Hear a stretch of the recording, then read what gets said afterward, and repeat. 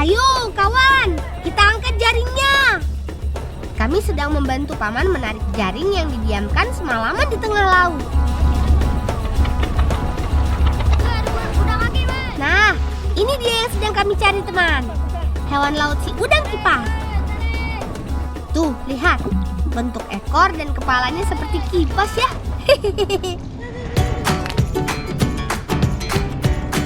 Cara melepas udang nggak boleh sembarangan teman. Tarik jaring perlahan dari arah buntutnya supaya tidak rusak. Udang kipas ini masih satu spesies dengan lobster teman. Tapi habitatnya di dasar laut berpasir. Saat ini kami berada di perairan Tanjung Klumpang, Bangka Belitung. Sekali melaut, jumlah tangkapan udang kipas sangat terbatas teman. Karena hewan ini hanya muncul pada waktu-waktu tertentu saja. Ya ulang, turun nih.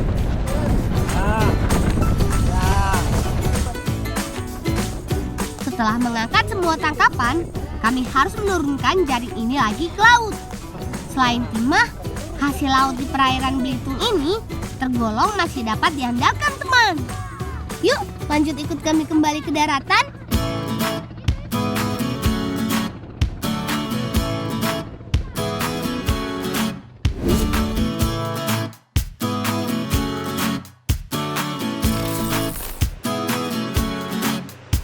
Karena sudah membantu paman menjaring udang kipas, kami diberi beberapa ekor udang kipas. Terima kasih paman. Yuk Al, kita basuh udangannya. Yuk lalang. Cuci udang kipasnya sampai bersih ya. Udang kipas memiliki kulit tebal pada bagian kepala. Bentuknya pipi serta banyak ditutupi duri. Di pasaran, harga jual udang kipas ini terkenal cukup fantastis.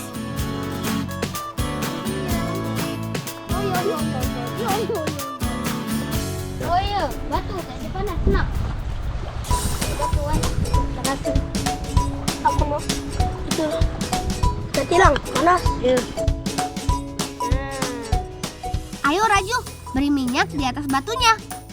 Yap, kami akan memanggang udang kipas dengan alas batu seperti ini teman. Tujuannya supaya tidak cepat gosong. Hehehe.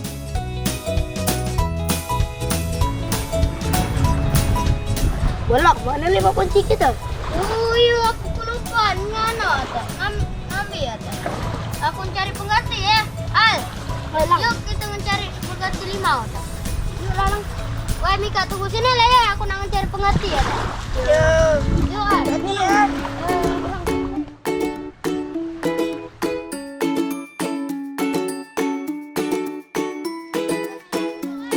Itu dia yang kami cari teman. Buah kelubi.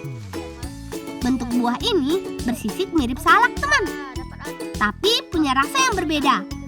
Buah yang tersebar di Asia Tenggara ini tumbuh subur di ekosistem hutan rawa gambut dan berbuah sepanjang tahun.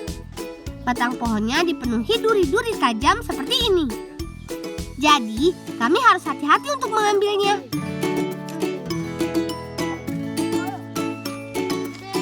Ayo Alvaro, kita kupas buah kelubinya. Daging buah kelubi teksturnya lunak karena memiliki banyak kandungan air. Lang itu mana lang masuk? Masuk lah. Kenang mana sih?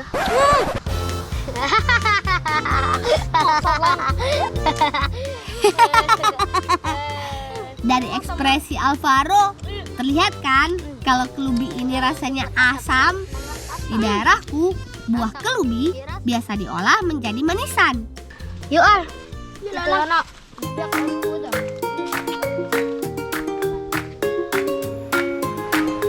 Mana lah bolak. Laju kita panggak. Jual lagi. Pelan. Ya. Sementara menunggu aku dan Alvaro membawa buah kelubi, Leo dan Raju langsung memanggang udang kipas.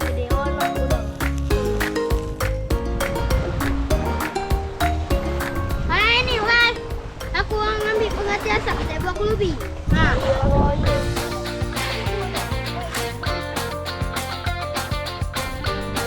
Perasan air daging kelubi dicampurkan ke dalam bumbu yang berisi cabai dan bawang merah. Lalu tinggal tuang deh ke panggangan udang kipas. pasti enak nih.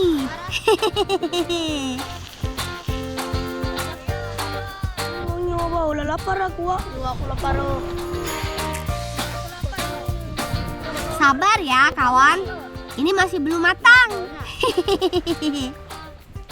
Mirip seperti udang lainnya, tandanya matang terlihat dari kulit udang kipas yang berubah kemerahan.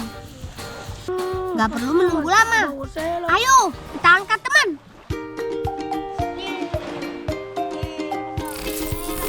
Ini dia menu udang kipas ala kami.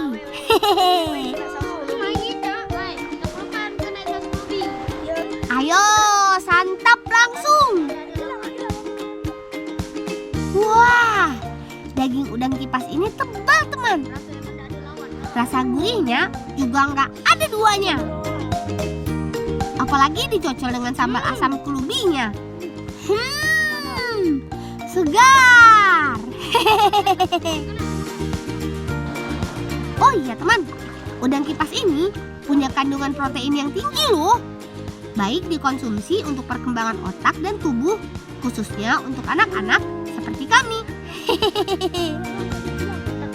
Perut sudah terisi, kami siap lanjut bertualang lagi.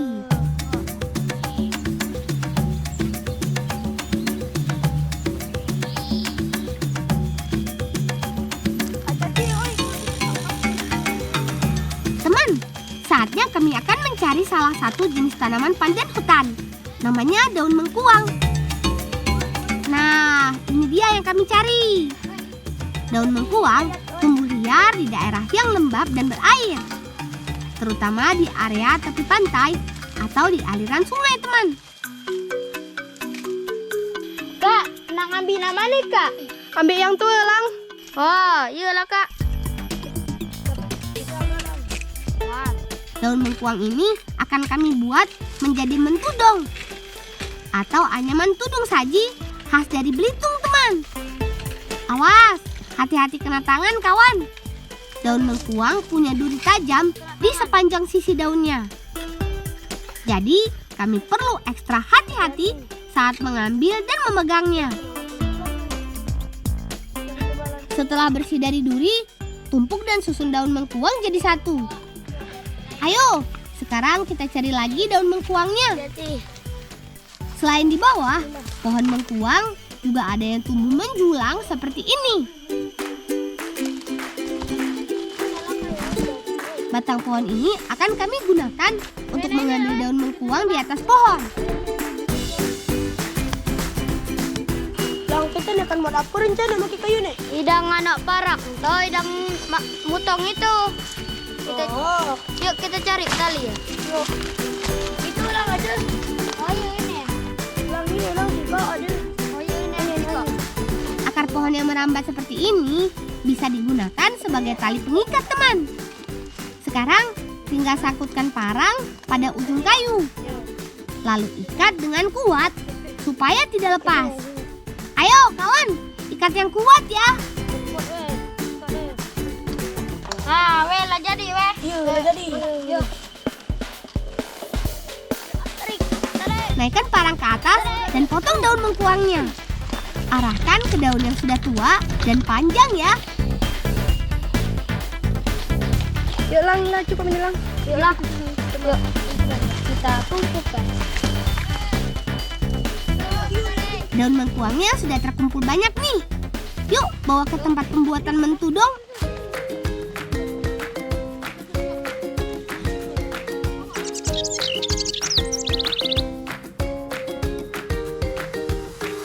Nah, daun mengkuang yang barusan kami ambil belum bisa langsung dianyam, teman. Kami dibantu nenek untuk mengeringkan daun mengkuang ini terlebih dahulu.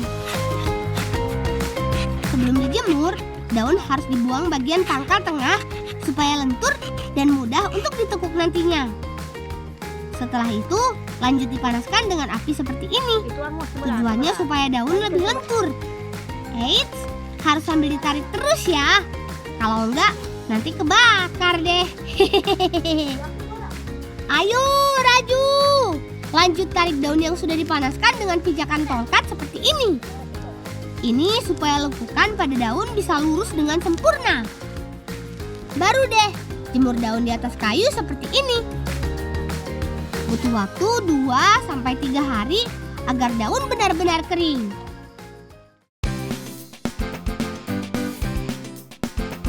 Nah, ini dia daun mengkuang yang sudah kering, teman. Warnanya dari hijau berubah menjadi kuning kecoklatan. Ayo kita angkat ini. Ayo lah kering lah.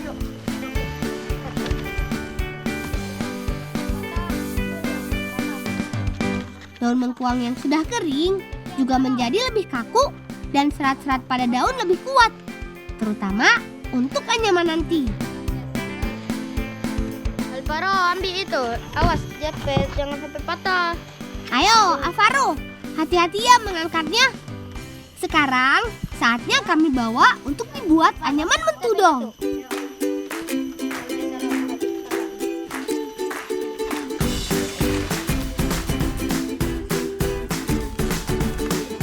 Pertama-tama, daun mengkuang kering dipotong-potong sesuai dengan ukuran yang diinginkan. Setelah dipotong, daun kemudian dipotong bagian ujungnya sampai meruncing seperti ini. Bagian meruncing inilah yang nantinya menjadi bagian atas mentudong yang bentuknya mengerucut. Potongan-potongan daun disusun, kemudian dianyam jadi satu. Al, ya, silakan udah kah?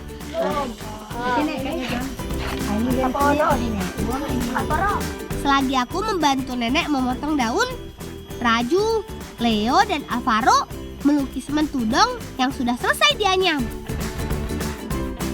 Nek, kayak gini kan, Nek? Ayo coba sedikit tapi nak agak. Ya, Nek. Supaya makin menarik, mentudong ini harus diberi cat dengan warna dasar dan pola yang beragam. Ayo kawan, beri goresan kuas terbaik kalian ya. Lanjut selesaikan anyaman mentudong ini. Nek, ini kan dipotong lagi kan, Nek? Nah ini lah cukup lah ini dah. Oh, Nah udah ini jadi lah ya dulu. jadi nggak ngebuang tepi-tepi ini ya? Nah ini lah dulu buang rapi-rapi. Bagian tepi ini perlu dibersihkan karena biasanya masih meninggalkan sisa durinya tuh. Nenekku ini adalah pengrajin mentudong di desaku. Potongan daun yang sudah dijahit tinggal dibuka seperti ini, teman. Wah, udah kelihatan kan bentuknya? Lanjut bagian bawah dijahit kembali supaya bentuknya semakin kokoh.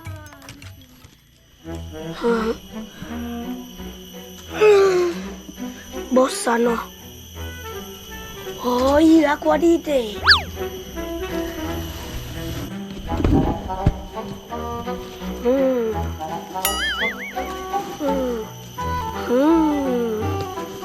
Jo, udah ke kau tengok cara Jo.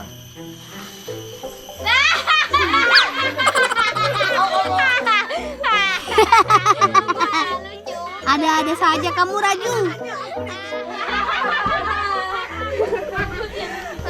Lah, jadilah. Yuk lang bawa mentudong ini ke acara ulang tahun aja. Oh iya, kerajinan mentudong ini akan menjadi salah satu perlengkapan dalam acara adat Maras Tahun di desaku nanti, teman. Mentudong wajib ada sebagai alat penutup sajian makan bedulang.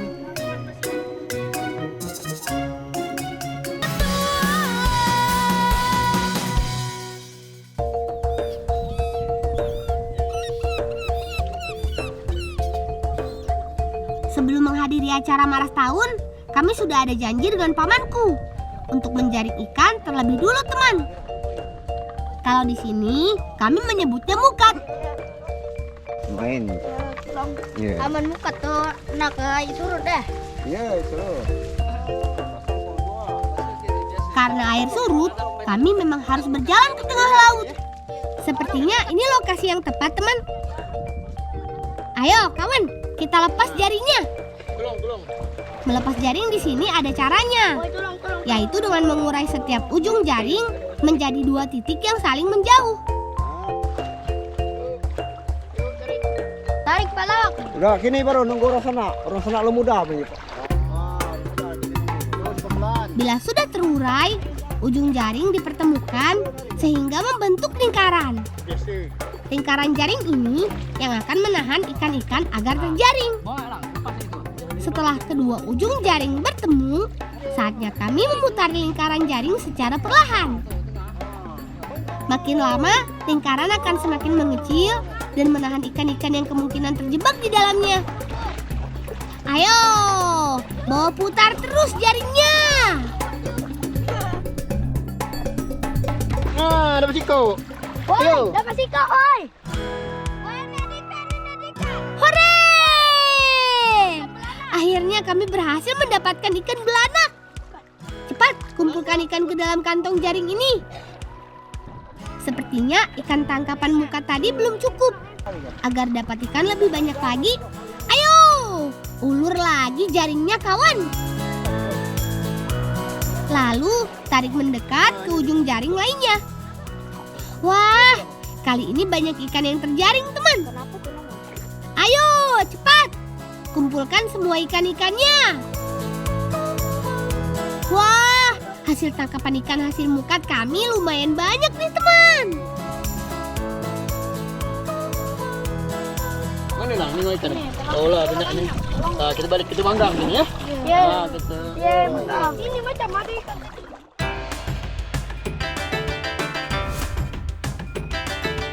Ikan hasil tangkap tadi nggak boleh disia-siakan teman.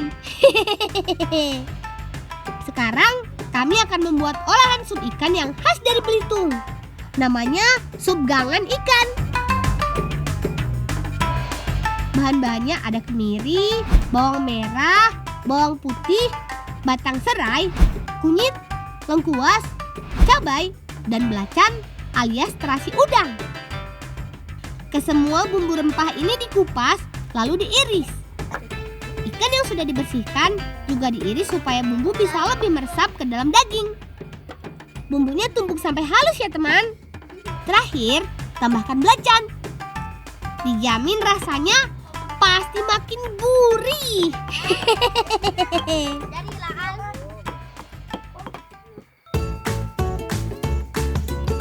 Setelah halus, bumbu dimasukkan ke dalam panci. Lalu rebus sampai mendidih. Ayo Raju, bikin api yang besar biar cepat matang.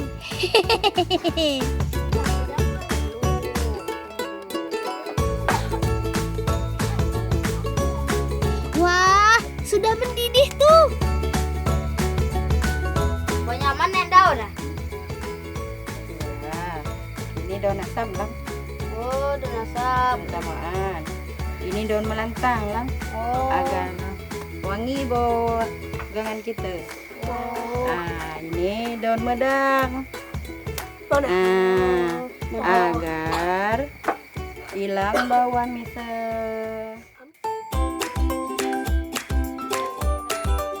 Iyap, yang khas dari sup gangan ini adalah daun-daunan yang ditambahkan teman.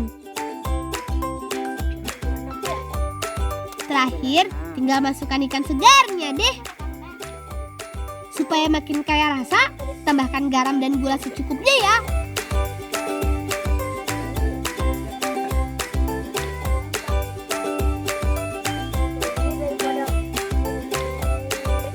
Wah, sup gangannya sudah matang tuh.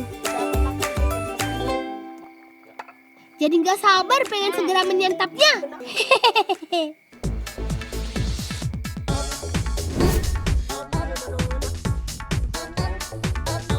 Kalau sudah lapar, tandanya perut harus segera diisi. Mari makan. Rasa asamnya yang khas dan segar dari sup gangan ini nggak ada duanya. Aromanya harum dan bumbunya meresap sampai ke dalam daging ikannya loh. Wah. Kalau teman di rumah penasaran dengan rasanya, bisa mencicipi sup gangan ini kalau berkunjung ke Belitung ya.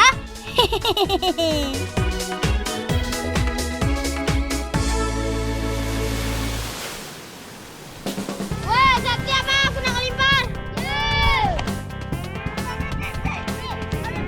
Ayo kawan, Lari yang kencang. Jangan sampai bola yang dipukul tadi tertangkap oleh lawan dan lemparannya mengenai badan kami. Mumpung laut surut, pas banget untuk bermain begure.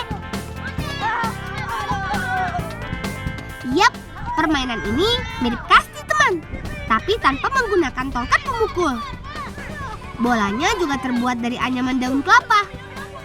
Permainan ini terbagi menjadi 2 tim. Satu tim bagian yang memukul bola dengan tangan dan berlari ke titik aman. Sedangkan tim lawan menjaga dan mengejar lemparan bola. Bola yang ditangkap harus dilempar kembali sampai mengenai anggota tim lawan yang sedang berlari ke titik aman. Wah, jago wah, itu sampai lepas. Yang menjadi pemenang dari permainan ini adalah anggota tim yang berhasil kembali ke titik awal setelah melewati 2 titik aman yang mengelilingi area bermain. Dan hore! Kami menang! Namanya juga permainan, ada yang menang dan ada yang kalah.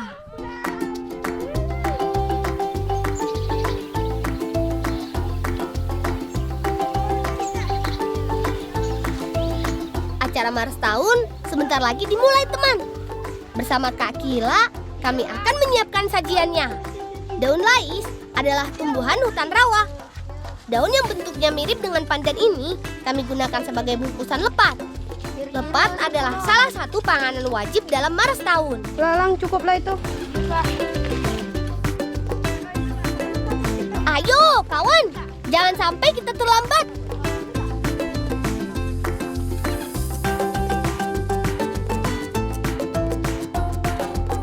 Wah, sepertinya lepat sudah mulai dibuat. Mudah-mudahan kami belum terlambat. Ayo Leo, bantu aku memotong daun lais ini.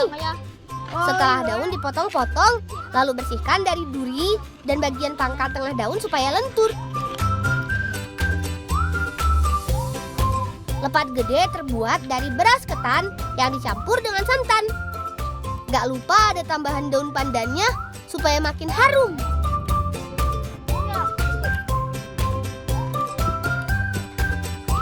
Ketan lalu dimasak sambil diaduk-aduk supaya tidak gosong. Nek, berapa lamaan Nek masak Nek? 2 jam kalau. Oh, 2 jam. Lama oi nak Nek.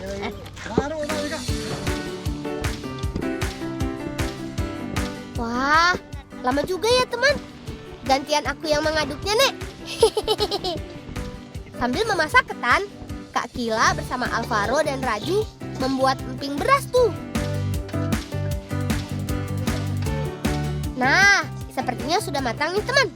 Ayo, segera diangkat. Ketan yang sudah masak langsung dimasukkan ke dalam wadah pembungkus ketannya. Pembungkus ini juga terbuat dari anyaman daun lais loh. Untuk membuat lepat gede membutuhkan 20 kg beras ketan teman. Banyak banget kan? Ayo, bantu bungkus lepat gedenya dulu. Selain lepat gede ini, kami juga akan membuat lepat yang dibungkus daun lais seperti ini. Lang, bolang. Lauda ke lepat, Lang? Lah, Mau lauda kita bawa ke sana. Lepat gede lauda juga ke? lah. Berat beras ketan yang sudah matang, beratnya bisa bertambah sampai 2 kali lipatnya loh.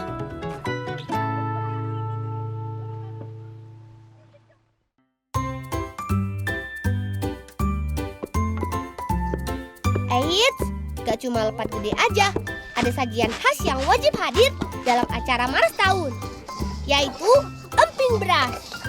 Padi atau gerabah disangrai sampai meletup-letup, mirip seperti membuat popcorn kan? Bolang lah, masak Lang. Lah, Bawa sini Lang. ya Bang. Nih Bang. Ya, taruh Lang.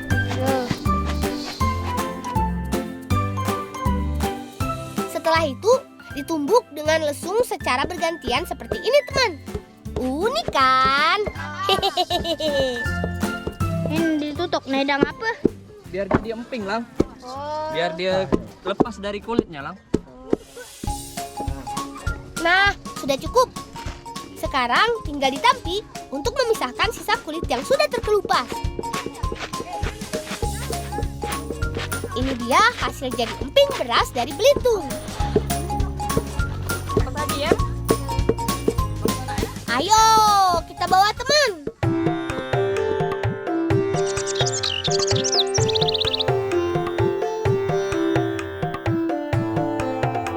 Prosesi Maras tahun ini adalah adat istiadat yang dilakukan secara turun-temurun oleh masyarakat Belitung, teman. Acara dimulai dengan berdoa yang dipimpin oleh Ki Dukun, alias pemangku adat di desa kami. Tujuan dari tradisi Maras tahun ini adalah untuk menandakan dimulainya masa panen padi, teman. Juga sebagai ungkapan rasa syukur atas anugerah yang diberikan Tuhan. Sebagai tanda syukur, kami mulai dengan memotong lepat gede ini, teman. Setelah itu, lepat dibagikan kepada semua warga desa yang hadir. Dan ini dia yang ditunggu-tunggu, puncak acaranya, makan bedulang yang telah kami siapkan ini. Wah, lepat gedenya nggak boleh untuk dilewatkan, teman. Rasa legit dan gurihnya bersatu di mulut. Hehehe.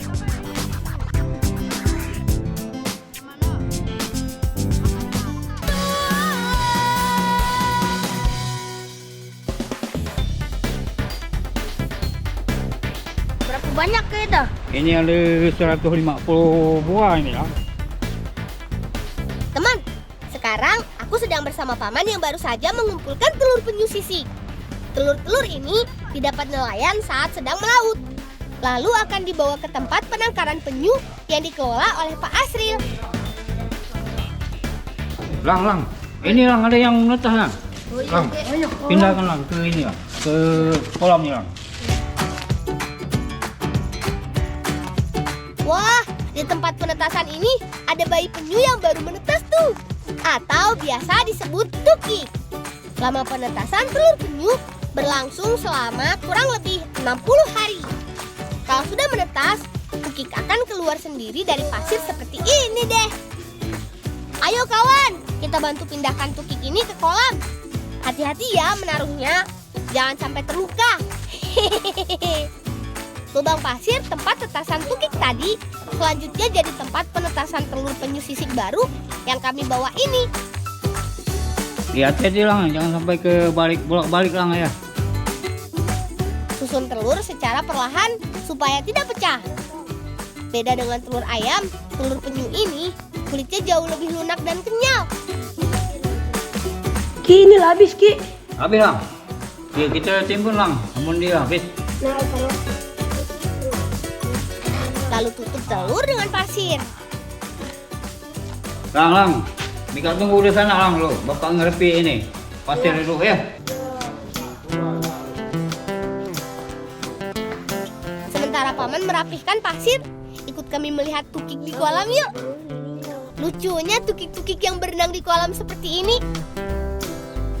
Ada jenis penyu sisik yang berwarna kecoklatan, ada pula penyu hijau yang berwarna kehitaman ini. Tukik-tukik ini nantinya akan dilepas liarkan saat usianya sudah menginjak 3 bulan. Lang. Ini lang, kita lepaskan kelak lang ini lang. Ini lang. Nah, kebetulan paman akan melepas tukik, teman. Ayo, berangkat!